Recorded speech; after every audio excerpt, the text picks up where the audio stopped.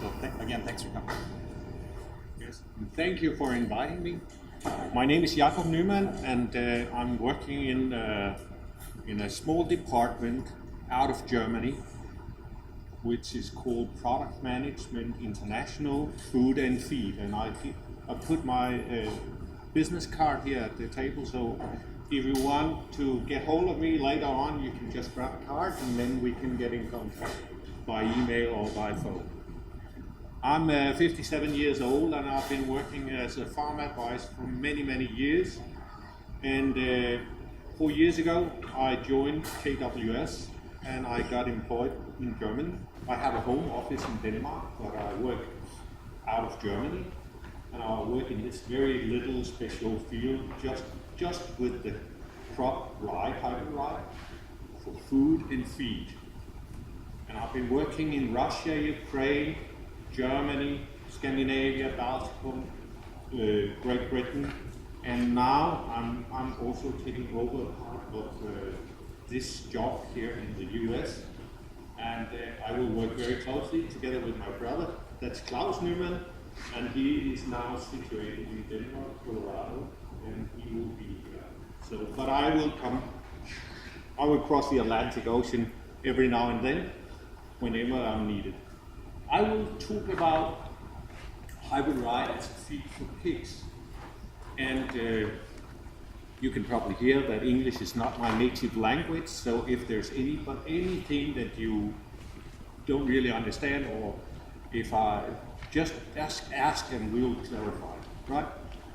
So, animal welfare is a very huge issue in Europe, and it's becoming more and more a huge issue in the pig production. It's like that many sows, when they go to the slaughterhouse after 4 or 5 liters, they have 8 out of 10 could have a stomach ulcer. When we talk about the slaughtering pigs, when they go to the slaughterhouse, up to 7 to 8 out of these pigs has also stomach ulcer. And the vegetarians at the slaughterhouse, they are now discussing with the public, is that right, that a pig in such a short lifetime already should develop a stomach ulcer? And why does it do that? Because it's high concentrated feed and it grows fast, and then you set you. So that is the reason why hybrid rye are really getting into the market feeding pigs. I will show you, here you can see that when we talk about animal feeding for pigs, we use hybrid rye for gestating sows, we use it for piglets, we use it for slaughtering pigs or hogs, or production, and also lactating sows. And I'll tell you a little about this story. And I have a lot of slides, and if it gets boring, we can just jump over some and then we can get further on. But this is very, very new, this study.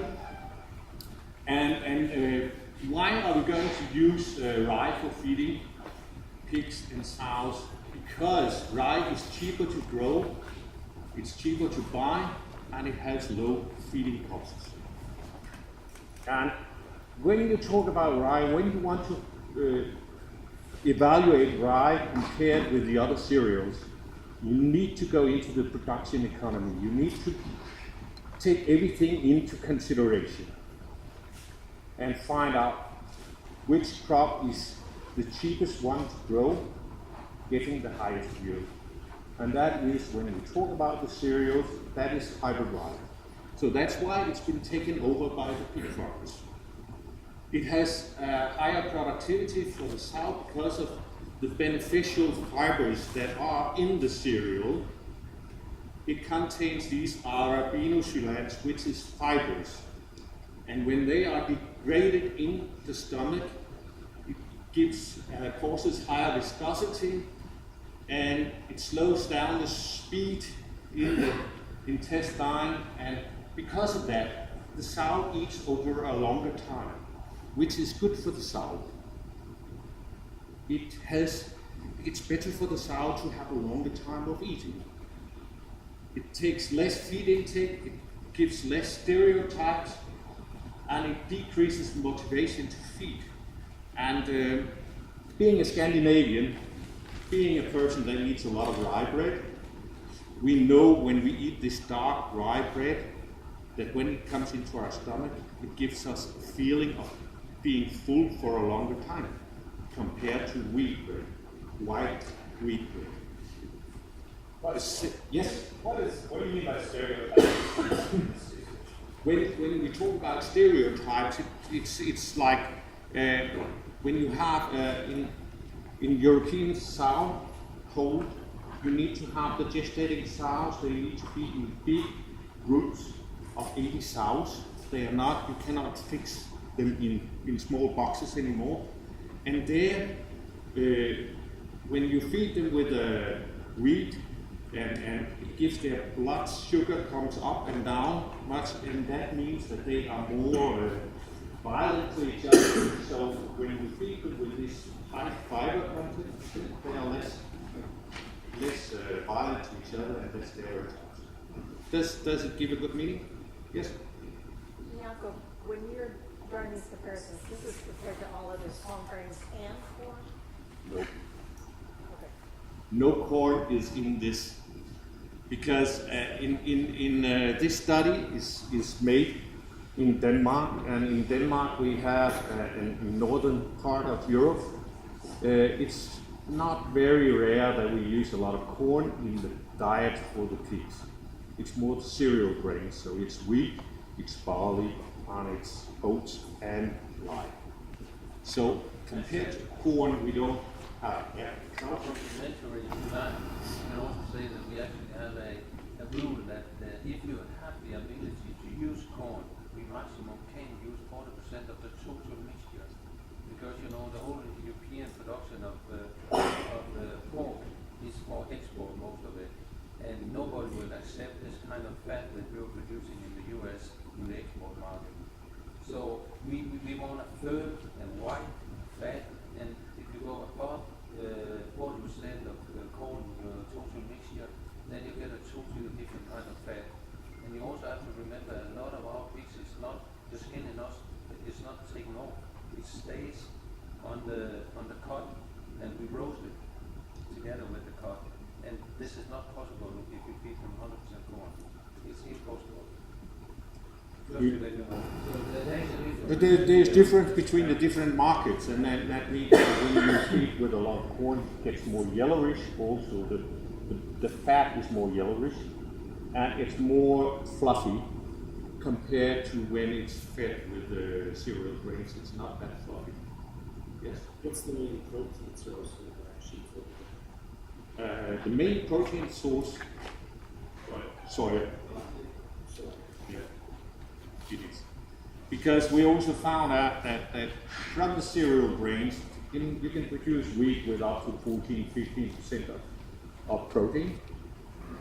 But actually, the last couple of years study with the pig, we found out that 12%, up to maximum 12%, the pig will pay full price for the protein from the grain, up to 12% protein. Above that, the pig is not capable of utilizing the protein 100%. So it will not pay for 15%, it will not pay full price for the protein. But when we add soya, it will pay full price. So that's why soya is the main purpose. But here you can see when we talk about monogastrics, and that's also inclusive of us. We are also monogastric persons, animals. Here you have the essential amino acid, and you can see that rye has higher content of lysine, it has higher content of total fiber, and this is a very, very important thing of fructose. It's a sugar, and this sugar, when it's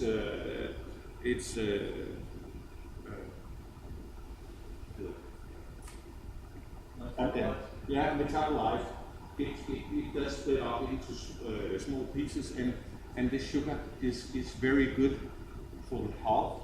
And we also found out that this sugar, when it's metabolized, it has an effect on diarrhea. I'll come into that later. Yes? hybrid rye, is there also hybrid like triticale or wheat too, or? Not at the moment, no. The reason why hybrid rye has become such a success in the European context is that hybrid rye is more easy to make than hybrid wheat or hybrid triticale. And but it's another discussion, and it's another presentation really, because it has something to do how to produce hybrid rye. But hybrid rye, the real thing is that hybrid rye is a mix between male and female, and you have to have from one straw some cross-pollination. And with the wheat and the triticale and oats and barley, one plant can pollinate itself. And that's the difference, big difference. I grew hybrid rye this past year, and we did a very thorough testing of it as a feed source. I thought mine came back real low at quite like at 1% white. But I don't have the test results in front of me right here, but it's not the seed house. That's big for that. So I'm a little confused. It's typically higher in fiber than wheat, barley, and oats. Oh yeah, much higher. Much higher. You have to, You have to analyze for the real fibers. Understanding of the fiber in the test. I'm just kind of confused. How did you send them to us, Tom? Did you email them to us, or? Yeah, email them, yes, yeah. but when you have to look at when you get an analysis for a grain, it's a crude fiber. And if you compare the crude fiber between the different cereals, you won't see a big difference. Yes, that's true. But you have to dig into the different fibers, and that's what Jakob tried to show you with the fructines. These are the long-chained saccharides. And the long-chain saccharides, they are not being digested in the stomach. They have to go through the how can you say, what is it called when they are Fermented in the gut after the stomach. Yeah, by the bacteria. Right. Yeah. And this is the good thing, that they pass the stomach and goes into the intestine and being digested there by the bacteria. And this is what gives in the hindgut, and this is what gives the protection on the cell walls for the diarrhea. We will come into that later, because I have some slides about that. Because, Let's just look at the test results, look at that. yeah, right. There's probably a misunderstanding of what the question for me. Probably because just recently, this spring, in May, this research Rise to South was done. It's a 2-year project. It's been done by the Danish big research institute. And it's feed for gestating sows containing 60% rye in the recipe, for lactating sows containing 35% of rye. And that's very, very new, because the story about rye, and also in Denmark, was that rye was the poor man's wheat. And none of the farmers on the good land, they wanted to grow rye, because it appealed to, they didn't want to be, related to the poor man. So it has for many, many years been like that. But then after that, now we found out that this rye is very good. Now we've risen from 30,000 hectares in 2006 to 125,000 hectares in 2012. So it really went up because of pig farmers, especially pig farmers, finding out that they could use the rye. So this is what we did. Pregnant sows and gestating sows diet up to 60% rye forward, 35%. Control no rye, and the research time was 24 months. And there were 2 different farms. Farm A, 950 sows, ESV, electronic sow feeding, expanded feeding, and they were weaning in 4 weeks. The other one was 1,250 sows, it was floor feeding, and they were weaning after 5 weeks. And I have some results from this test. First of all, the research was based on 845 standardized litters, and the result was that the litter size and the percentage of farrowing were not affected. Feed at the highest proportion of rye was increased, which needs to be taken into account when you adjust the feeding units in the pig stable, because birth weight was not affected, milk yield was not affected, and over the 24 months, the durability of the sows measured by sows taken out was not affected. So what they observed on the farm was that there was an increase in eating time, and the lower feed intake decreased motivation for eating, and this less stereotypes and less confrontation between the sows. And that was positive. And these things are very new, and it has really moved especially sow producers to use rye in the recipe. Yes? Based off your observations there on sow feeding, I would like to assume the body condition score was improved with feeding rye. Is that correct? Yes. Okay. We will find, I will tell you a little about that later when we talk about the slaughtering pigs. What we found was that when we started feeding more rye in the recipe for the slaughtering pigs or the hogs, we got what we call the lean meat percentage was risen with 1.5%. So many of the pigs grown in Denmark and northern Germany are between 59 to 60% of lean meat. Okay. With the rye inclusion, we go up to 62%. Okay. Just to inform you, our market is looking for not so lean meat. We're actually looking for more fat on the hogs and our genetics. If we're at 59 to 62, we're not getting paid what we are targeted for. So we're at our hogs right now. They're Berkshire genetics with some Duroc, Hampshire, predominantly Chester White, and Berkshire Chester White is predominant. And we're looking at probably 56% lean, 58 would be high. Yeah, and you will not be paid more for producing pigs with 58% of lean meat? No, we could die. Yeah. We could die. Because we're actually looking for a certain amount of marbling and fat on our meat. We do organic hogs and they go to special markets. Yeah. Well, yeah, that's a problem then, actually, Yeah. because in the European market you get a higher price if you have a higher lean meat percentage. Yeah. Because most of our pig production is export, and it's exported to Japan and China. But that's a comparison in your conditions with rye versus other cereal grains. Yes. Right. Not rye versus corn. Nope. Right. So you have no experience with rye Nope. versus corn. No, we don't have, and that is also why that we just started this year a 4-year project with the University of Illinois in Champaign, Professor Hans Stein, where we are testing hybrid rye in different inclusion rates, combined it with other cereal and also corn. So within the next 4 years, we will have a much higher knowledge about things, how it work here in the US. Yorkshire, Landrace, and Duroc.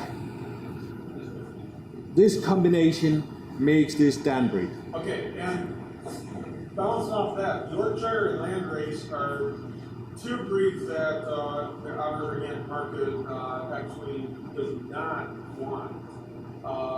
Because they are naturally high, the high meat hogs.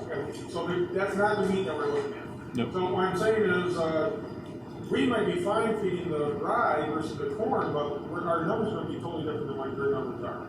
Yeah. That's what I'm getting. Yeah. That's That will very be. interesting. And our feed trial is pelleted feed. Yeah. And this is not, here we're talking about ground feed. That's mass feed. Yeah. And another issue is that we don't want this pelleted feed really. Because when you make pelleted feed, you heat treat the feed, and it's heat treated with more than, I don't know, in Fahrenheit, we say 83 degrees Celsius. And that's what that is in Fahrenheit, I don't know. But when we do that, we kill all the enzymes that hybrid rye naturally has within itself. It's killed. But then the feed factory, they say, okay, no problem, we'll just add some phytates, some artificial phytates. They add it, and then we fix the problem again. But actually we don't want, and especially not in organic production, we don't want these phytates to be killed. Because in European legislation about organic production, you're not allowed to add phytates that is produced by the industry. You're not allowed either. So that's why we don't want the pelleted one. We want the grinded feed. So I own a feed mill, and I own a pellet mill that we're doing for hog feeds. And it's getting heated for Fahrenheit about 180 degrees. Yeah, yeah. So That will kill all the natural enzyme activity within the grain. right. And we don't want that to happen. Okay, so steamrolling, the same effect. Steamrolling, I don't know how we add that temperature. I don't think it's not the same thing because it's not for the same time. It's also a matter of time, heat treatment and time. I don't think steamrolling is making the same effect. We've done a lot of steamrolling No, on barley and no. rye. Steamrolling is not the issue. It's more the pelleting thing. That is the issue. Yeah. You saw the other one. That was just to show you that the trial with rye, 10% barley rolled and added on the pelleted feed, and then 60% rye. This was the test that were made here. And here you have the lactation diet where you have 35% of rye, and then you can see our real protein source is either soya, sunflower, or rape. It's all depending on which is cheapest. Now here we have some results. And I can give you this presentation in a PDF version so you can have a look at it later. But what we actually want to take out of this is that when you look at the total born piglets per liter, in the trial group in A, that was the transponder feeded sows, we had 18.3. In the trial where we had the floor feeding sows, we had 20.1, and you can see live-born piglets per liter 16.8, 18.4. I don't know how it is in the U.S. production, but these numbers are fairly high. And we have farmers in northern Germany and Denmark that now are up to 40 piglets per sow per year. So it's quite a lot of piglets. And the big problem is that the sows are even capable of producing even more piglets, but there is not nipples enough for the piglets, so we have a problem. Yes. In the trials, were your sows grouped and randomized? Yes. We have all the statistic analysis on it, and I also have an English-American version of it. So you can have the whole in a PDF file, so you can read this trial and see it for yourself. It's very brand new and it's been translated, so it's in English-American version. Just to tell you a little about this is autumn 2014, so it's 3 years ago. I was telling you up to 2012 we managed to get up to 125,000 hectares, and that was primarily because of the slaughtering pig producers in Denmark that they took in hybrid rye as a feed ingredient. And this is Bjarne Knudsen. He is a pig advisor in the western part of Denmark, and he said 40% rye, no problem to put that in as an inclusion rate, 40% of rye. And you can see here some of the result in the control. The control is a standard wheat, barley, soya system, which is very, very common in Denmark, northern Germany, Poland. The 40% rye, you can see feed intake is a little smaller. You can see feed conversion rate is a little better. You can see average daily gain is a little smaller. We are talking about 1,023 to 970 grams. But you can see the lean meat percentage is rising. So that's what happens when you add rye into the recipe. You get a higher lean meat percentage. And then we calculate what we call production value. And that's because in Europe we have a legislation that the farmers, when they have a hog production, it's related to the land they have. And so if he has limited land, then he has a production value that is belonging to the calculation of environmental issue about the land and the place. So you cannot have a big hog production on 5 acres of land. You have to have at least so there is a certain that you could get rid of the slurry, get rid of the fertilizer within your own system, or you have contract with neighbors that can take it. So that is actually hindering some of the production figures for some farmers. And this here again, there's no effect of succinase enzyme added into the recipe if you have rye and if you don't feed free. So, improved bottom line due to low price on feed, higher lean meat, but it requires extra space, so the farmer needs more space. It takes 1 or 2 days longer to produce a hog ready to go to the slaughterhouse. Now, what we've done is that we have made a trial feeding swine in Canada 2016-17. It's High Life and it's Groupe Serré who has used Brasetto rye, which is the same as we have here in their hog production, and they have tested it, and it's become an article in the Canadian Hog Journal, and they had very, very good results. Here you see the percentage of added rye in the finishes ratio was A was the control, then you have a group B that goes from 10% up to 25%, and in group C you go from 20% up to 50% rye.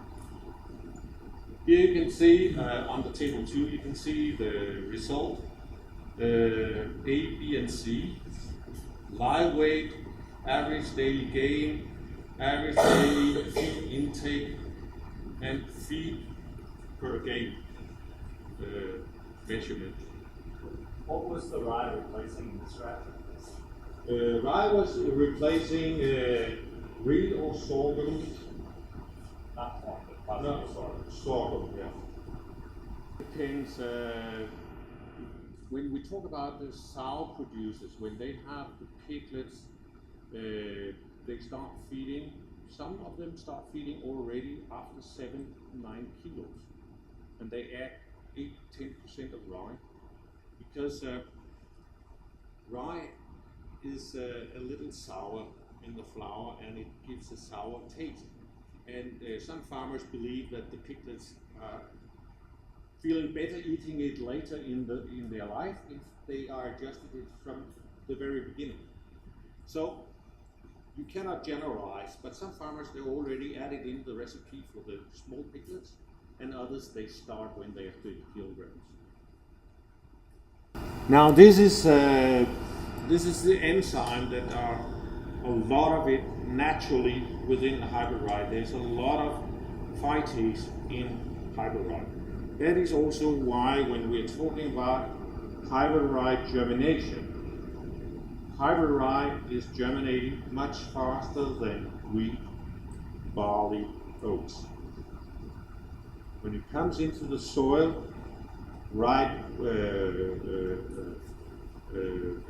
content of humidity, it germinates much faster. And it's because of phytase. Because of a lot of phytase activity within the grain. It also, the very, very small grain are capable of doing a lot of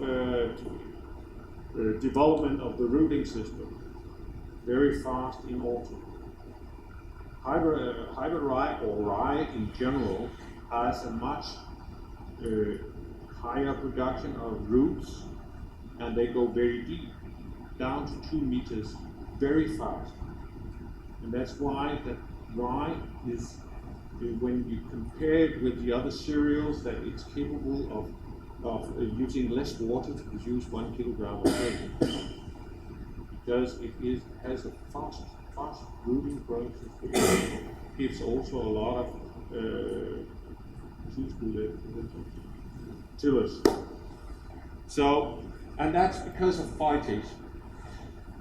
So this phytase is very, very important, and it's also important when we talk about phosphorus release. And that's another issue that we can get into, and especially for organic producers. This is also very important, because if you do not heat treat your rye, you have a lot of higher phytase enzyme activity within the grain. And that means that you can utilize the phosphor that is within the grain in a better way by the pig, and you will not litter too much phosphor to the environment afterwards.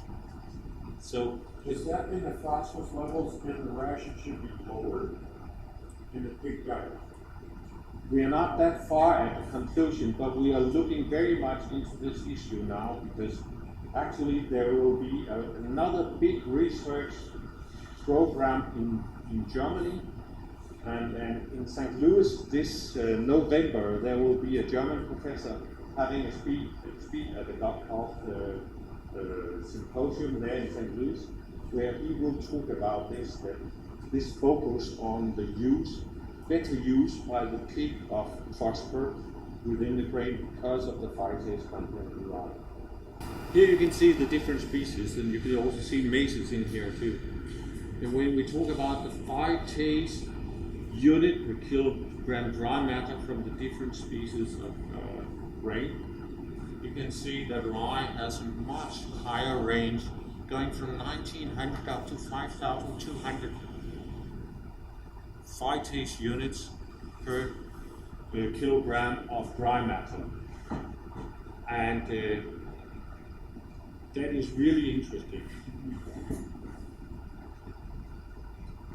But a lot of research has to be done within this field.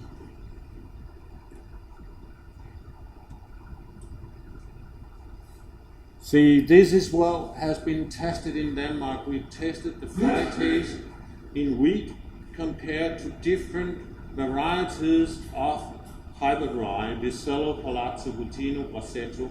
The three of them you don't know over here, but Bassetto is already here, and Magnifico, and you can see there are some differences between the different varieties. But that maybe in the future will also be information that we can give the farmer what is the possibility of phytase in the hybrid rye from the different varieties. So you can pick your varieties after this issue. Yes?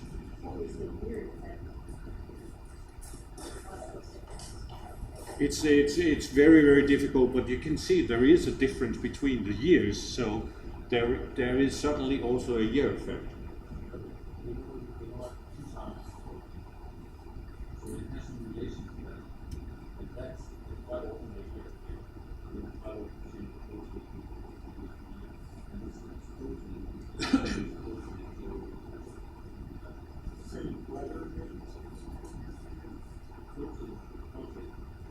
Yeah, but with that difference, do you think weather patterns, changing conditions? Soil.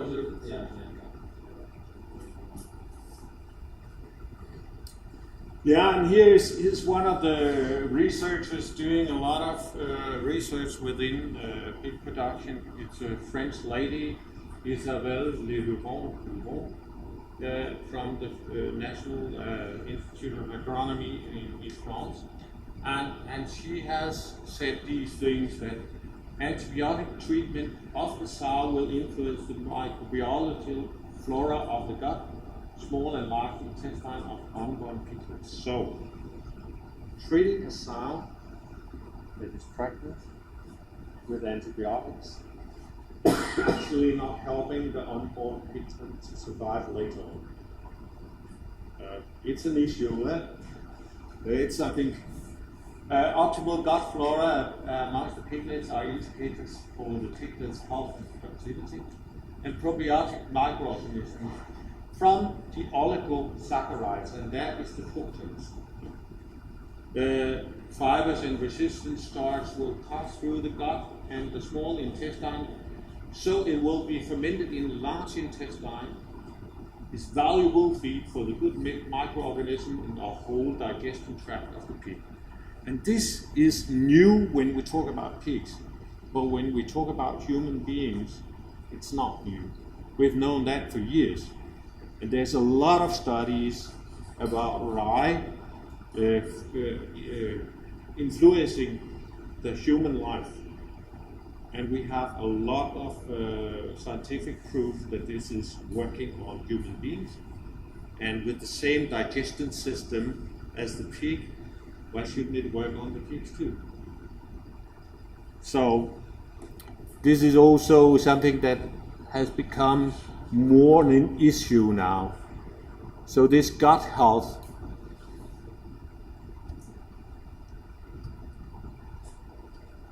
and it's quite technical, so we can also just go through it very, very fast. But what is very important is that when we feed pigs or we feed ourselves with high fiber content, it's healthy for our gut system, because this fiber helps us not to hurt the intestinal flora inside our guts. So fine coarse feed with high concentration of protein and is going through our system too fast. We grow fast, but it'll hurt our system. It'll hurt our gut system. And that's why this has become an issue within the pig production. So we have had in since I think 25 years, we are not allowed to use ATPs in Europe. You are still allowed to use it here in the United States. We are not allowed to have been that for 25 years. But what we are talking about now in Europe is the novel growth promoters. And we are saying that's organic acids, that's probiotics and prebiotics. And that comes from the fiber, it comes from the fructose, it comes from guilty. So, and it has influences on all these issues at the bottom line. So, what we are concerned about when we talk about dietary fibers for human nutrition is satiety. That what makes you feel full for a longer time, not hungry. It's probiotics and it's fructans and the inulins. And when we look into how it's digested, it comes from the small intestine over to the large intestine, and there the fermentation of the fibers is going on. And then you go get these small chain fatty acids plus gas. It's absorbed by your gut system and it's energy for your body. So that is actually what happens. The feed comes into the stomach, it goes into the small intestine and goes into the colon. And in the colon you will find the beneficial bacteria.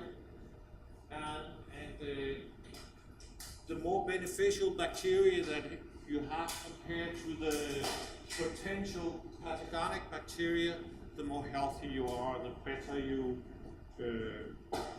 work.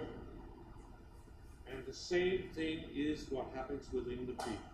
When we're talking about cattle, we can't say anything like this, because cattle has another digestive system.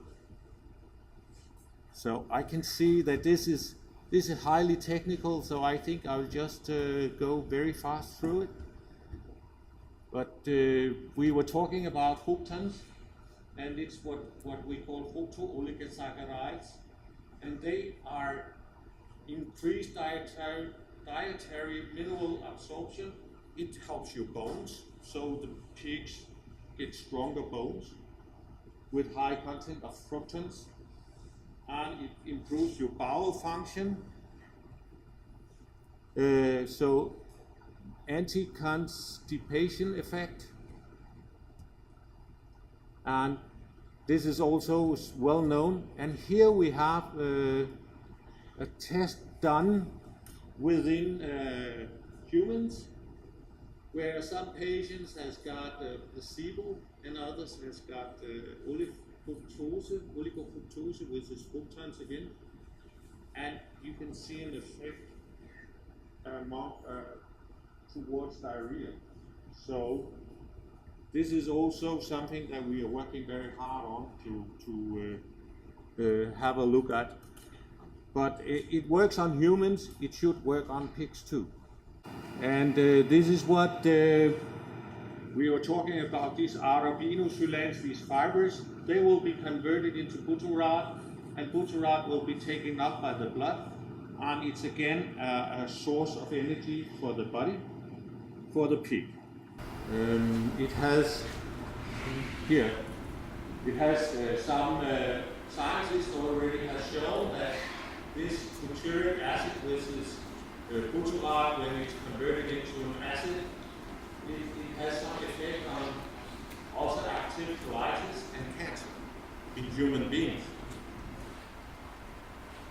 And it also keeps the pH down within your hindgut system, and it serves as energy for the bifidobacteria and lactobacilli, and that's again positive bacteria in the hindgut system that are helped to become even more active.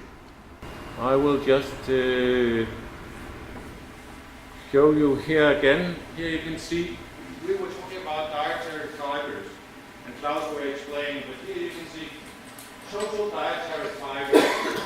In rye it's about 20%, in wheat it's about 40%, oats it's only 10%, and barley is 15%. So in this comparison there's not much difference, but our people today, you can see that that's about, in percentage, much higher in rye compared to wheat, compared to oats, and compared to barley. And fructans, oligofructans, that is 4 times as much in rye compared to wheat, compared to oats, and compared to barley. And if you remember the slide where I showed that we tested also wheat, when we talk about oligofructans, there's almost nothing in wheat, in corn, almost nothing.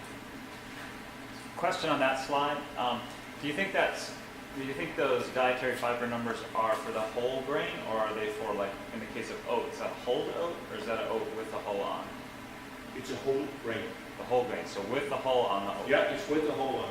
We do not tear off the hull. Okay. In many cases. That's really surprising, because Yeah. you would think that. You would think different, Right. That's for sure. You would really think different. But it's total fiber versus dietary fiber. Yes, Yeah. Exactly. exactly.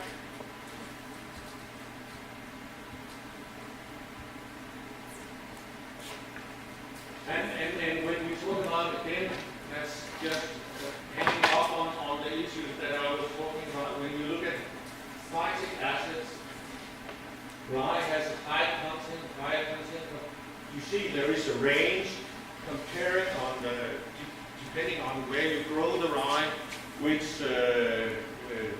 where it's grown, how the situation is where it's grown, but you can see it seems to be higher compared to the others. You can see phenolic acid higher, phytosterols higher. Acute responses, I haven't even talked about them yet, but they are really something that are issues into when we talk about cancer. It's not really anything to do with pig production, but human beings it has some issues. Now, just a slide of our actual activities, and maybe Claus, you can give some comments on that. Just a question going back to all of, it's a lot of technical detail on the compounds that are involved. Do you have a slide or evidence showing relationship between the use of rye as part of swine feed and a reduced need for antibiotics? Because I've heard that discussed, that some people think that if by including rye in the diet we would possibly not have to use as much antibiotics. At the moment, we don't have evidence enough, but researchers are doing a lot of work on this issue because it has been an ongoing discussion in Northern Europe for 4 or 5 years, and farmers are claiming that they see some differences within their pig production. But at the moment, we don't know exactly, we don't have any researchers that can go out and say, yes, here we have, this is the result. This is really working. Okay. So it still needs much more development within this issue. But it will be an ongoing discussion because it will also come to the U.S. that you have to reduce your use of antibiotics, exactly as we have. So I think it will be an ongoing discussion within the next 20 years. We can say it in another way that a lot of European producers have started to, or have signed a contract that they are producing meat without antibiotic use. Of course, if they have a sick animal, they have to use antibiotic, but they are not allowed to use it just so. And when they have signed, they're not allowed to use it preventative. exactly.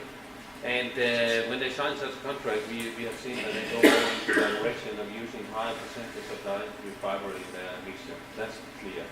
And we haven't heard any negative, I would say. It's more positive than negative. And I think this is also what is going to be a driver here. But I totally understand your point with what is the market in the different countries and what are they asking for. And this is something we will look at into our research during the next 4 years. How does the rye work together with corn? Because this is something we really do not know much about. We have some production in France, but France is not the biggest pig producing country in Europe, so we don't know much. We'll have information for you in 2018. Yeah. So that's what we're looking forward to. Yep. But I think in terms of, that's the whole feeding issue, but I think in terms of production, you could have a great benefit of having this cover crop developed a little bit more than just to have it as a cover crop, but use it as a crop and harvest the grain and use that and get a good rotation in your area. I think that would be very beneficial for many, many farmers here in the area. Well, I'll ask a question. We farm in northeast Iowa, about 40 miles south of the Iowa-Minnesota border. And I will go back in history. I don't know if a fall-seeded winter cereal grain has ever been grown in that area. And I wouldn't know what it would be. I mean, I think we're all spring-seeded annuals since the prairies were plowed. And correct me if I'm wrong. Well, I mean, you could find somebody that grew a tiny little bit of wheat, but it has not been a major. You know, and the winter wheats have had problems due to the wet springs and the severity of the winters. Right. So this really is a brand new development. I totally agree. And this will not come overnight.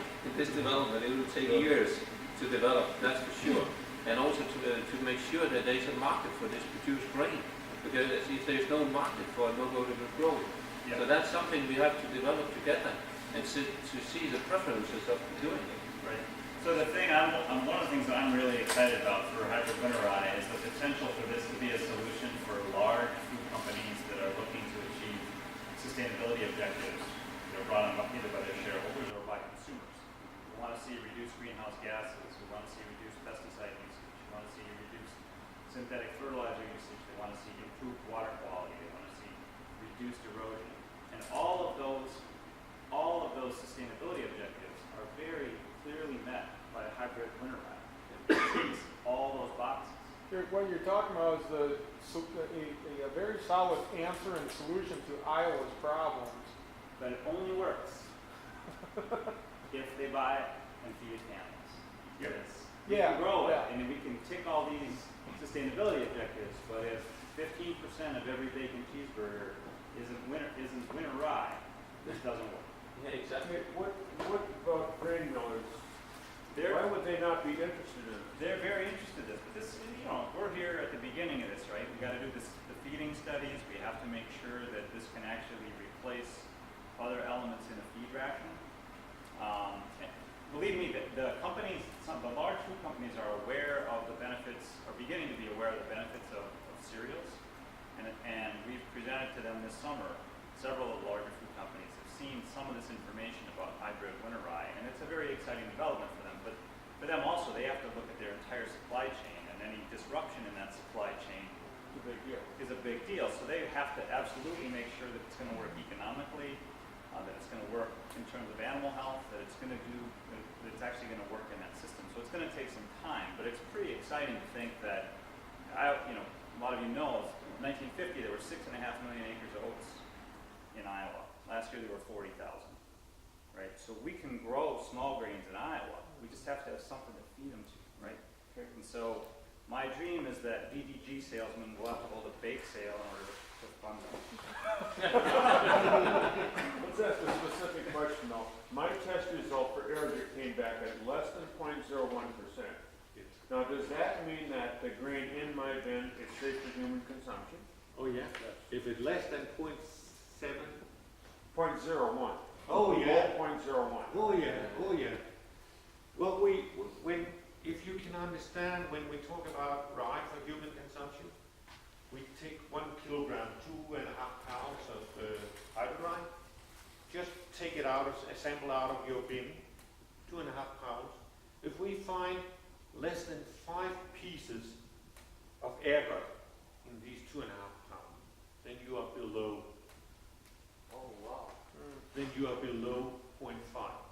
You haven't talked really about it today, and it might be worth going over how hybrid rye is fundamental. Your hybrid rye specifically is fundamentally different, naturally lower in ergot. Yeah.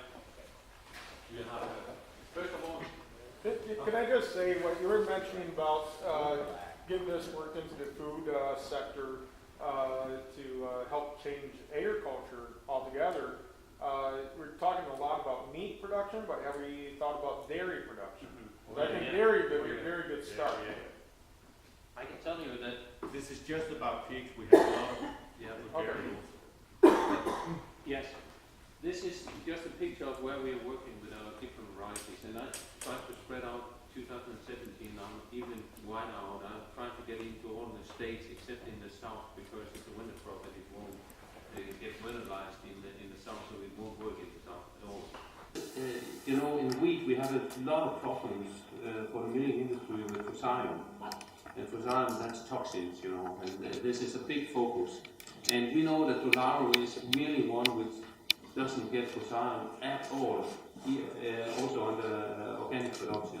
So this is why we focus that really for the milling industry. Although it's producing a very high yield, also conventional and for any other purposes, but especially for the milling industry to make sure that we are not delivering any fusarium. This is the focus for this variety, and it will grow bigger next year. We haven't had big production this year, but there's seeds available. That's for your information. And then the market, it's a big part of it. And why we go into the feed and we start to speak in details about feeding, although we know that it's a different market.